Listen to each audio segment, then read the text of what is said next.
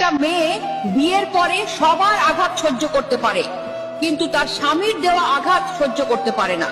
কারণ একটা মেয়ে বিয়ের পরে তার স্বামীর সাথে হাজারটা ইচ্ছে পূরণ করার স্বপ্ন দেখে। তার ধারণা সবাই তাকে কষ্ট দিলেও তার স্বামী তাকে কষ্ট দিবে না।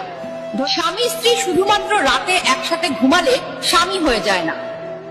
স্বামী হতে হলে স্ত্রীর মন বুঝতে হয়, তার খেয়াল রাখতে হয়, স্ত্রীকে ভালো রাখার চেষ্টা করতে হয়।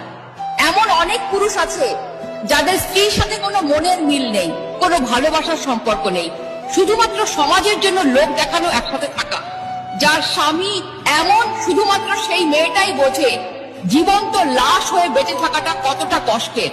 প্রতিটি বিবাহিত মেয়ের স্বপ্ন, সারাদিন পাখি যেমন এদিক ওদিক ছুটে বেড়ায়, আবার দিন শেষে ঘরে ফিরে ঠিক তেমনি দিন শেষে তার স্বামীও ঘরে ফিরবে, তার সাথে সুখ দুঃখের গল্প করবে, তাকে বুকে নিয়ে ঘুমাবে। কিন্তু আফসোস, সব মেয়ের ভাগ্যে তা স্ত্রীকে বোঝার ক্ষমতা স্বামীর থাকে না।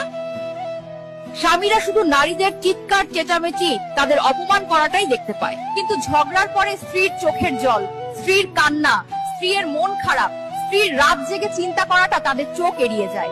একজন নারীকে তার স্বামীকে সত্যিই সবসময় কাছে চায়, আপন ভাবে সমস্ত কিছু বলতে চায়, কোনো বিপদে প্রথমে তাকেই পাশে চায়। এটা বোঝার ক্ষমতা বোধহয় স্বামীদের কোনোদিনই হবে না। আপনারা কি একমত আমার সাথে?